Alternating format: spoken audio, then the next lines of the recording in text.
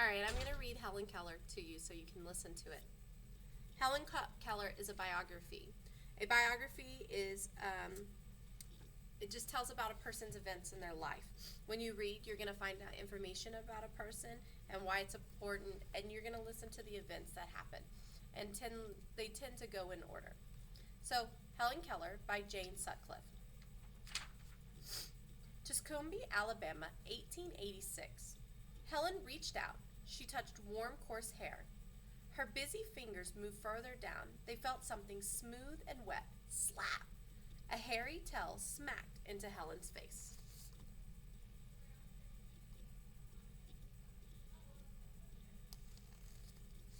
Helen could not see her family's milking cow, but she liked touching it.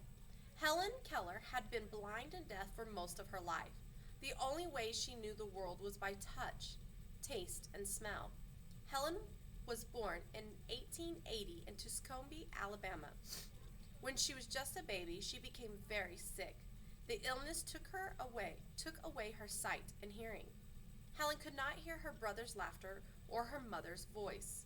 She could not see her father's smile or the pretty flowers outside her window. For Helen, there was only silence and gray darkness.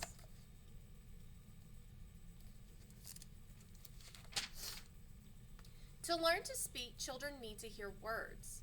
But Helen could not hear anything, so she could not speak. Instead, she made motions. When she wanted her mother, she put her hand against her face. When she wanted her father, she made the motion of putting on a pair of glasses. When she was hungry, she pretended to slice and butter bread. Helen knew she was different from the rest of her family. They moved their lips when they wanted things. Sometimes, Helen stood between two people as they talked. She held her hands to their lips. She tried moving her own lips, but still no one understood her.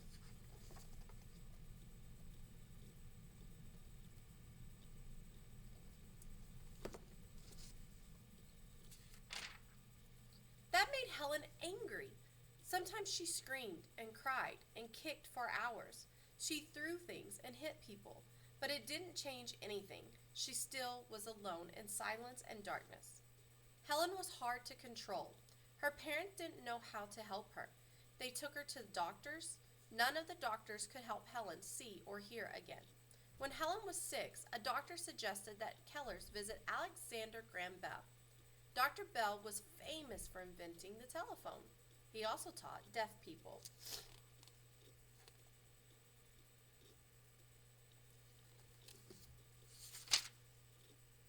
Dr. Bell told the Kellers to write to Michael Angus in Boston.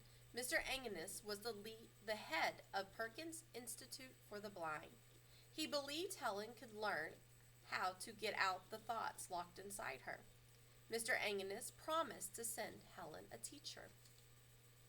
Helen and the teacher, March 1887. Helen's teacher came to live with the Kellers that spring. Her name was Annie Sullivan. Annie had studied at the Perkins School. She was nearly blind herself. Annie needed to control Helen's wild behavior so she could teach her. But Helen did not understand that Annie wanted to help her. For 2 weeks, Helen fought with Annie. She hit Annie and knocked out one of her front teeth. She even locked Annie in an upstairs room. Mr. Keller had to get a ladder and let Annie out through the window.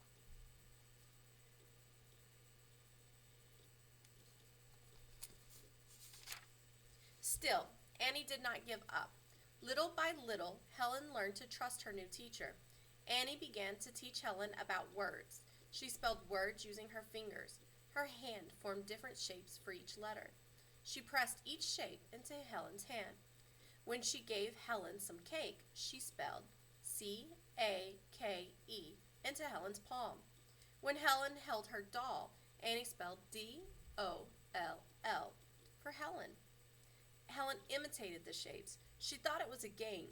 She didn't know that the shapes spelled words.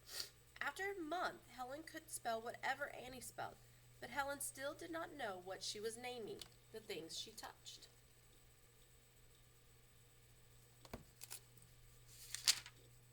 One day, Helen and Annie walked to the well house.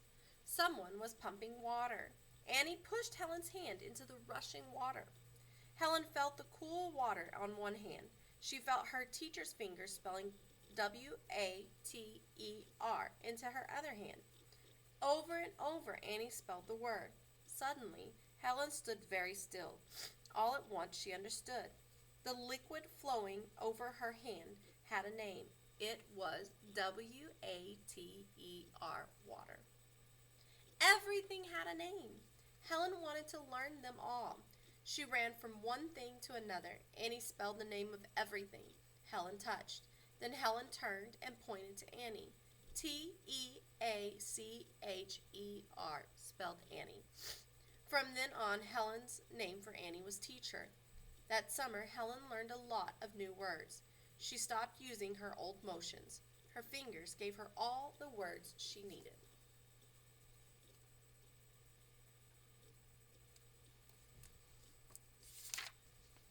Annie did not teach Helen words one at a time. She talked to her in full sentences. That way Helen learned more than just new words. She learned new ideas. Helen and Annie took long walks through the woods and along the river.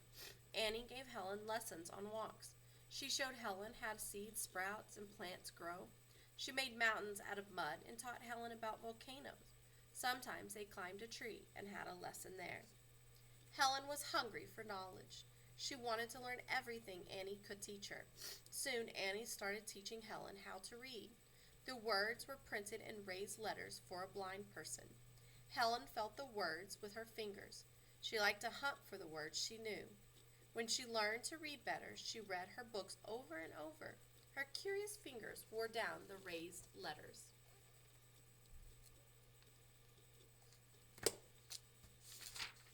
Helen also learned to write. She wrote letters to her family and Dr. Bell. She wrote many letters to Mr. Agnes in Boston. Mr. Agnes was amazed how much Helen had learned. He published some of Helen's letters. Reporters began to write about Helen. Soon she was famous. People all over the world wanted to know about the Miracle Girl, and Helen wanted to know all about the world.